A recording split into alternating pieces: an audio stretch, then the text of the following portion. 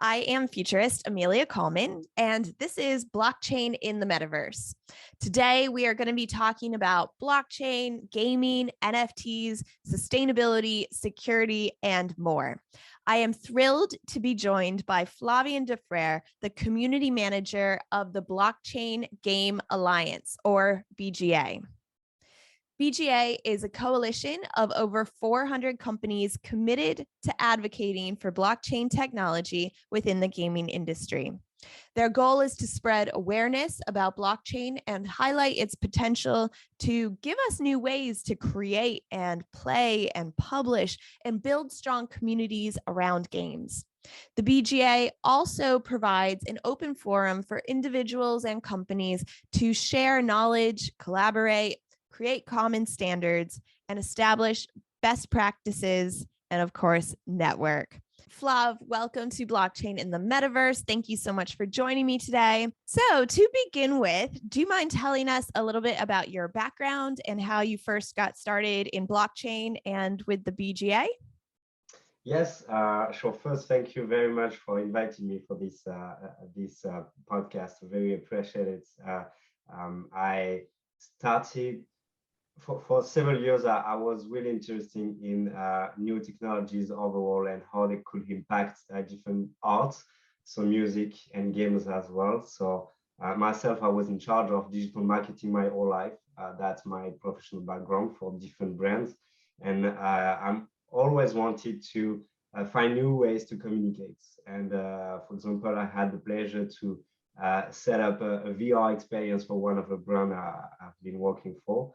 And I really like this new way of communications. And I think it was in 2018, I set up my first account in Coinbase for getting my first, maybe, I don't remember, I think it was Ethereum or something, but actually I didn't know at all what is a wallet on that time. And I didn't know exactly what crypto really means, except the fact that you can multiply the money that you can put first.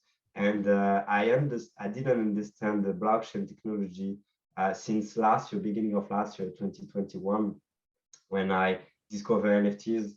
It was really the rise of NFTs with the different projects that we know with the Bored Ape Yacht Club. And I was amazed that one NFT with this really particular piece of digital content that you can own yourself, and you can testify that you're the very owners of these NFTs and the title of property. I wanted to know more about what does it mean exactly. So I made my research along the way, tried to understand more about blockchain technologies. What does it mean? Why NFTs appears, and what does it mean in terms of community? I had the chance to participate in some of the PFP that we know today, and associated by the fact that it could change the gaming ecosystem as well. As me, a big player, it changed the way I see games. Actually, I'm a big player of World of Warcraft, and when I understood that maybe if I spent this time of this amount of hours playing the game, and I might be able to be rewarded with the blockchain associated with the game, it changed my vision about what does it mean to play a blockchain game. And I really want to be involved. I really wanted to be in contact with the guys and the person, the relevant person who can help me understand and can help me understand the technologies as well. And end of last year, I had the chance to get the job as a community manager of the BGA, and I learned it's the perfect way for me to learn, being in contact with the builders. Very cool. And so for those who are watching who might not be familiar with how blockchain is already impacting the gaming industry, can you give us some examples? Yeah, the blockchain, the technologies, it really delivers digital property rights. So it's allow players to have true ownership about their in-game assets. So it changed everything. In contrast with, I mentioned World of Warcraft, but in contrast with the traditional games, everything is centralized. It's a centralized economy. It's The power is not in the end of the players, but in the end of the publishers and the game developers. So you couldn't sell anything on this game outside of the game in another platform. And that's, for me, it's the main change, that for blockchain games, you have your in-game assets and you can sell it everywhere who can accept the same blockchain, who are set up in the same blockchain that your game. So for me, it was the main thing that changed everything. And with this more open economy in mind, it brings you more possibility to, as a gamer, but also as a builder. We have this wonderful example of Minecraft. And Minecraft, at first, it's also letting the builders have the skills to create something in the world and to make the players try to build a very good open world for the players to enjoy this. So everyone was in the same boat. To make the game successful, you have to have good builders, and the players need to enjoy this building as well. So it's good, but the builders don't earn anything about what they spend a lot of time to build something very cool in the game, but they don't earn anything because the thing that they are building, it's in the game. And for a blockchain games, while they are building something in the game, it's NFTs. So they can reclaim these NFTs and they can sell it to anyone who enjoyed what they built. So interesting. Yeah. So some fun stats for everyone. When we're talking about gaming, 71% of millennials and 81% of Gen Z consider themselves gamers. And gaming has now overtaken Hollywood and pop music to become the largest entertainment sector. It's expected to clear 196 billion this year. And like you were saying, over the last few years, we've seen it kind of evolve. Now it's these social experiences where people aren't passive players. They've now become these creators and developers in these worlds with their own revenue streams and their own ecosystems. And I very much see this as what is now shaping the future of the metaverse. And so wondering what your thoughts are when it comes to the metaverse. Yeah, as you said, I think something already happened before we talk about blockchain and the integration of the technology in games. It's that we really value our character in games, our avatar, our personality in a game. And I think it's not only for the competitiveness that we are this character and we are the best one and we want to show off on that game. With this specific character in the game, it's also for social purposes as well. You want to prove that you are a part of the community as well, a specific community in the game or any kind of platform. We can talk about the metaverse as well. You want to be a part of the community, and that's something that the NFT project, the PFP project, really succeeded in doing so. So I think it already happened because we really value more and more our digital personality online, and you have many influencers who want to make it possible for them to have a living about what they are doing, what they are speaking about, playing a game. With Twitch appears, and you have a lot of a new economy from the people who are playing a game, and that they can have revenue from it.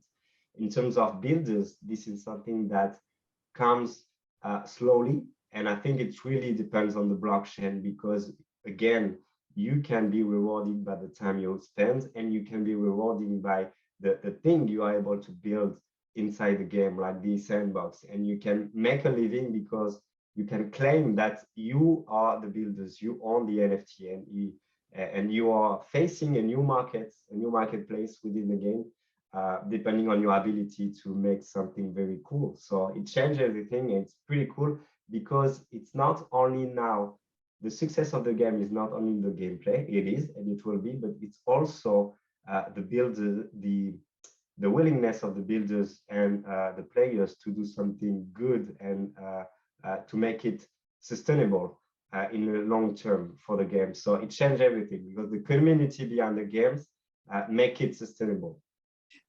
You touched a little bit on utility of NFTs.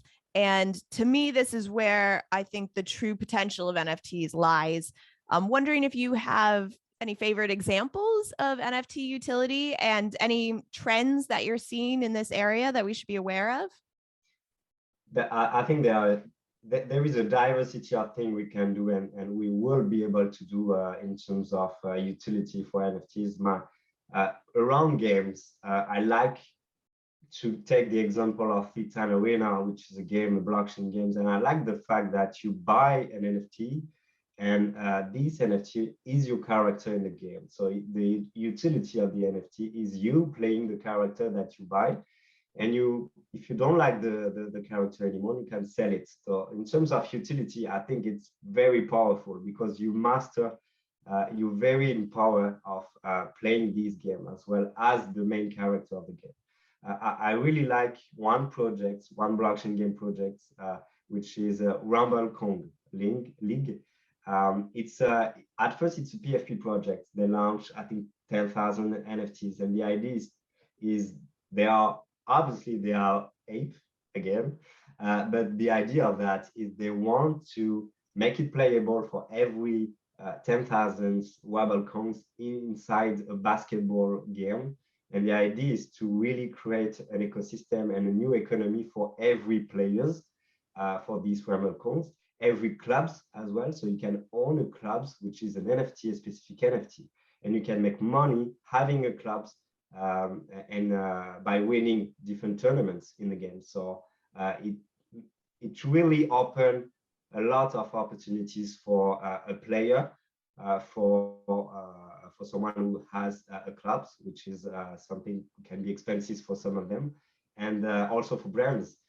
You can imagine that some of the brands will be able to sponsor the clubs of the Wobble Kong League inside the games, inside the main games. And the game developer doesn't own anything. They just put the game, and you can imagine that FTX will be able to sponsor a specific match of a specific clubs, and the rewards will come to the clubs and the players, not only to the game. So it makes a lot of opportunities for everyone and every player. So as the metaverse, this 3D, social, immersive, persistent evolution of the internet starts to play a bigger role in both our business lives and our leisure, do you have any thoughts on how we might be able to fight screen fatigue and burnout? It's not an easy question, and I guess the answer will be very personal. But at first, I will say that burnout for me appears in the real world, if I may say, and the digital world helped me to escape it. So with the games and entertainment. So in one way, I think both need to be. We need to align our life. We will need to align our life and our health in both worlds, digital and physical. So I don't think we need to be 100% inclined to be one and the other. And yeah, screen fatigue is very something that we need to take care of. And I think we will see. I'm not sure anyway, the blockchain games we are seeing right now, it's not really depending on the kind of VR, AR technology that we will be able to develop along the way. I think it will take a long time in terms of adoptions as well.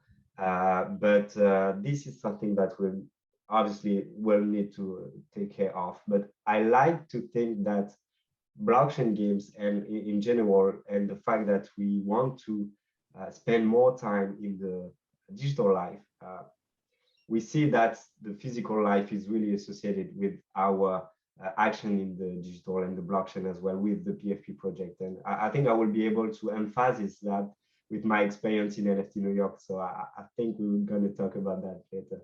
Yeah, we will.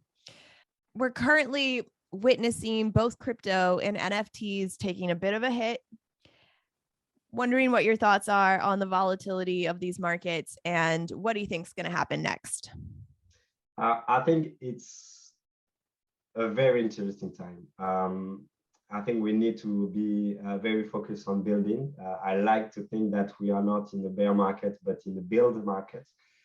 because a lot of blockchain games need to emphasize their ability to attract players, Web2 players as well. And in doing so, they are focusing very much on the gameplay aspect of that. And it's even for traditional games, you need a lot of time to develop a game. It doesn't take 1 year to develop a game. So I think it's wonderful to see that the pressure in terms of investment, in terms of cash flow that we just had in the previous month could be good for projects to be very focused on the main thing, which is gathering a lot, partnering. That's why we exist as the Blockchain Game Alliance.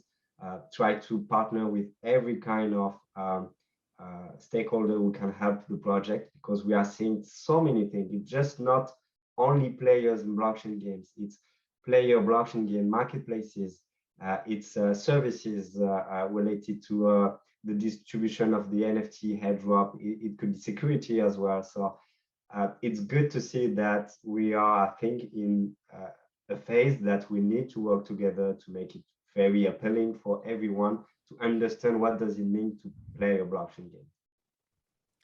And one thing I think is going to be important to the future of this is around sustainability. And we've been hearing Ethereum are going to try to move from proof of work to proof of stake. Are you seeing any progress in this area, or other cryptos that are going to give them a run for their money when it comes to going greener and being a more eco-friendly solution? Yeah, I think everyone wants to know more and have a specific date about when we will have this for Ethereum. For blockchain games developers, it's a very tricky question. Ethereum or not Ethereum? In what blockchain I should base my game? I should develop my games, and this is one of the main questions they have. And we try to help them to find the best solutions, because today most of the NFTs that we have come from Ethereum, but we know that there are a lot of different issues with that in terms of scalability, because the purpose of the game is to attract a large number of players. But if you reach a certain number of players on Ethereum, you're gonna have an issue in terms of congestion, in terms of gas costs. So I think in one hand you have some of the blockchain developers who want to bet on Ethereum, and they try to build with a layer 2 immutable X and other blockchain that can be built with the EVM, so the smart contract that Ethereum is able to develop. And the other side, you have other blockchains like Solana and the others as well that said that they already solve that issues. But we are in a new world. We are seeing a lot of things happening with these blockchains, good and bad.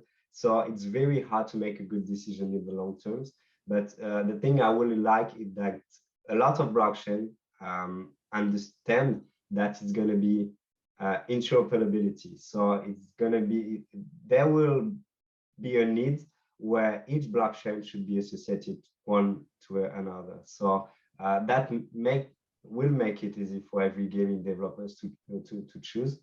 And maybe we'll have Ethereum at the end of the year, and everyone will be able to be on it. But I think we are in the beginning of everything. So which ones are you watching besides Ethereum? You said Solana. Any other? Oh, it's a tricky question, because I should say that I love them all. But I think I really like the community behind. For me, it's the most important, because it's a new technology, and when you don't know a lot of things as a game developers, you have to benefit from the knowledge of the community behind the blockchains. And you have a lot of them. I'm thinking about Avalanche, Tezos, but the Ethereum community as well is very good. So it comes to that, I think, and to help you build along the way and be aware about what's happening in terms of new features for the blockchains in the long terms. But I don't think I don't think anyone has the answers about what could be the best blockchain for gaming. And how are some of these Web3 metaverse that exist today, like Decentraland, the Sandbox, Earth 2, how are they involved in the future of gaming?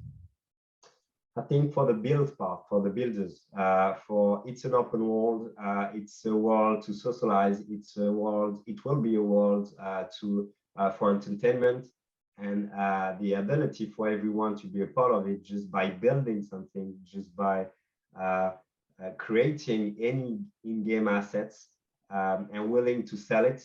I think will change everything. So for me, that's the main part.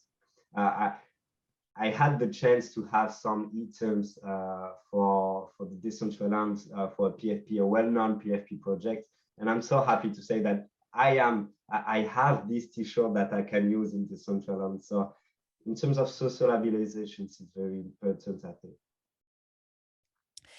So I'm very jealous. You were recently at NFT NYC, and wondering if you can just report back on that. What did you see? What stood out? Was there anything there that surprised you? Yeah, actually, at first, personally, it has been the second time for me to go to New York, and always such a good vibe, a good feeling that you're tiny, but you can do everything there. And I think for blockchain games and blockchain in general, it's a very good feeling. And we had the chance to have a booth to introduce the BGA to everyone and try to attract new companies as well. And it was very interesting to see the different projects that you have in NFT NYC. I really love the side events aside the NFT New York. A lot of different companies capitalize on the fact that you will have a lot of people there, NFT projects, blockchain game projects, any kind of projects. And the amount of possibility and opportunities to meet were a lot. Like it was very interesting to have this opportunity to meet everyone. And ourselves, I really liked it as well because we managed to have side events for the BGA as well to bring value to the different members with different events that we did, just casual events for one, and for the other one was to introduce blockchain game projects to VCs. And everyone was were a BGA member. They are all BGA members, and it was cool to make it possible for both of these two parts to meet together personally and try to discuss about, okay, I have these projects and I need this. Could you help me? And I have this opportunity to meet personally. So that's why I enjoyed. And maybe the last thing I enjoyed very much, as I am really involved in PFP, I think it was very cool to see how powerful it is to have an NFT and to buy an NFT, which is a digital asset in the real world. For example, Sandbox Party and having the opportunity to have a land. I have a land in the Sandbox. You have a Sandbox Party with wonderful artists. So you will be able to go first in the line because you're a landowners and make it's open in terms of accessibility, it's huge. I got to another event with another project I have, and it was, you got this NFT, you will be the first in line, and you will have the opportunity to get some merch as well. So in terms of experience and ownership and belonging to this community, I think it's huge. And what are your plans with your land in the Sandbox? Well, it's not easy. I'm really involved in the music industry. I really like what will happen for the artists in the digital world and how to bridge the physical experience and the digital experience for artists. So it might be related to that, but I'm not sure yet. Cool. And taking an idea about the bigger picture, do you think that blockchain is the future of all gaming, or do you think it's going to be a segment of the future of the gaming industry? It's a very good question. And it's very hard to answer it, I guess, because today you have different models in terms of gaming. You have the opportunity to buy a game and you're just a player, you're just a consumer, but you enjoy playing the game because it's immersive. You have also the opportunity not to buy a game, but have the choice to buy something in game. So with the free-to-play model. And now you could have the opportunity to not to buy a game as well, but to earn money as well in the game. So I guess it really depends on the game. I don't think any game should take everything, every part of the game and put it in the blockchain. It has to be very clever. It has to serve the players and anyone who is and who will be involved in the success of the game. So I think both of them will succeed. So for someone who maybe hasn't gotten involved yet, but wants to, what would your advice be? I think in the BGA, we're trying to put and to push education for our members in terms of technologies, but we also want to educate anyone about what does it mean to play a blockchain games. With our live events, it's pretty cool to capitalize on the expertise of our members who comes from a lot of successful companies in the blockchain sectors, and to do some panel about what does it mean to play a blockchain game, what are guilds, what the purpose of having a guild. So I think it's very cool to capitalize on the kind of content we do, and we will do that more and more. And I think you also need to test it by yourself precautionally. You need to be aware about everything related to security. This is very, very important, but you have to test yourself to understand really blockchain games. You just touched on something I'd like to know more about. So in your opinion, what are some of the biggest risks when it comes to security and privacy and the future blockchain? Related to the blockchain first, I guess any blockchain should be secure, but we obviously saw that it's not always the case. It really depends. So I guess this will be the first thing to watch. Not putting every egg in the same basket is for me the most important advice I will give to anyone who wants to be involved with blockchain. And security in terms of bots will be massive objective for game, because blockchain games now are really related to the fact that you have NFTs and you can use these NFT to play, but you also have a lot of bots acquiring these kind of gaming assets, leveling up the price of these NFTs. So bots will be a massive objective for blockchain games as well. And are you seeing any insurance companies or any of the financial services companies getting involved at this point around this issue? Yeah, actually, I think I need to educate myself more about it, but I know that that we have this kind of insurance company in the BGA because they try to figure out how to be involved in and how to help blockchain games. Avatar is an example of it. And I think we will have more and more. You will have also a lot of different functionalities around the NFT, which will be related to lending your NFTs, borrow the NFTs. So technically, it's something that will require a lot of securities, and you need to be backed up. So what's next for the Blockchain Game Alliance? The thing which is very cool is that we have today 400 companies just last week, and we grow a lot. The idea is to grow the team as well. The main purpose of the BGA is to serve the BGA members around their different objective challenges in terms of visibility, engagement, in terms of meeting the right people.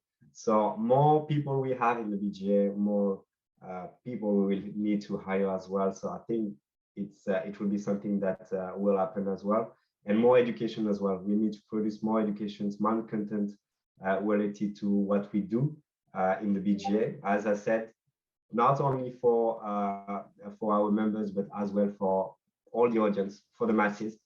And I think it will be one of the main objectives for, I guess, the end of this year. And for people who want to get involved or join the conversation or get in touch with you, what's the best way to do that? On Twitter, Flavien Defraire, you can contact me on Twitter and pin me on LinkedIn as well. And yeah, as I said, we are really looking for a lot of different applications and different people in the BGA. So if you feel like you could be a good fit, happy to talk about it. Flav, thank you so much for your time today. I learned a lot talking to you, and I can't wait to speak to you further about some of the things we talked about today. So thank you so much for your time. As for what is next for blockchain in the metaverse, do not miss our next episode where we will be talking about fashion in the metaverse and where it's headed with NFTs. I can't wait to interview Mara Welsh, the VP of Marketing at Together Labs. Stay tuned.